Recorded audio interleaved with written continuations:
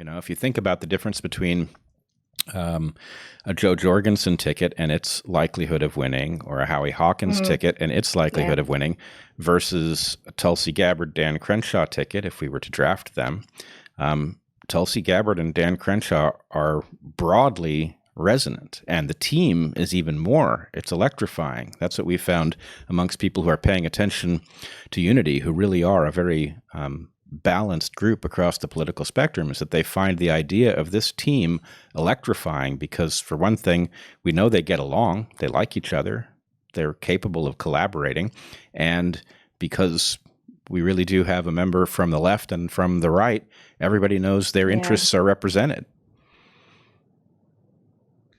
Yeah.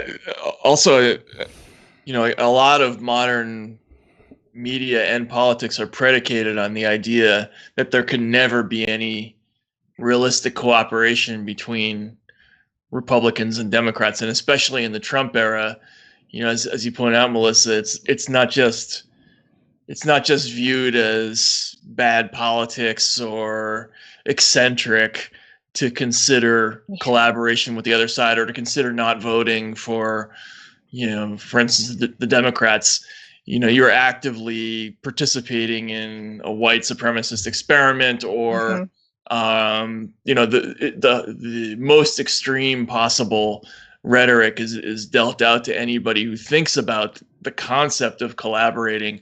But that's also what turns off so many voters about what's going on right now. Like if you listen to people in the audiences of all these different candidates during the primary season, the number one thing they all said is that they're just so tired of the rancor.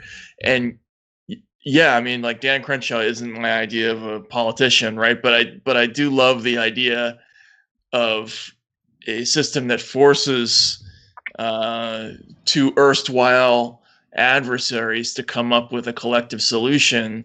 And I think that would be appealing to a lot of people at this time who are so tired of the culture war.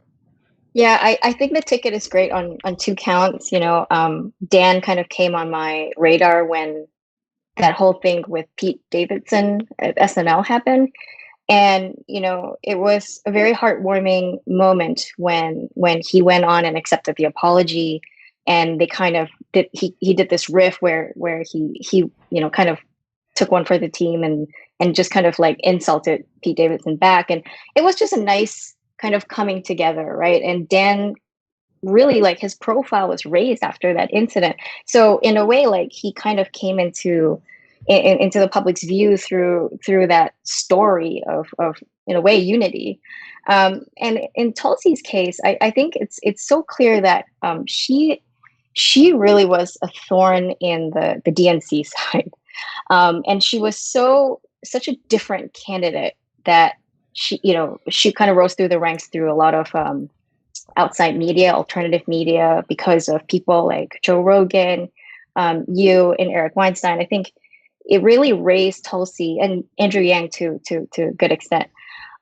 Their stories wouldn't have been possible in a way, I think, if not for alternative media. So she really kind of represents a threat to the two-party system.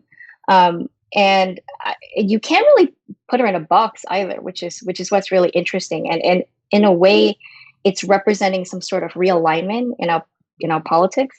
So I find that somehow through the ranked choice voting that Unity conducted, that it was these two candidates that filtered to the top. I find that kind of symbolic and poetic in a way, representing what Unity is supposed to be.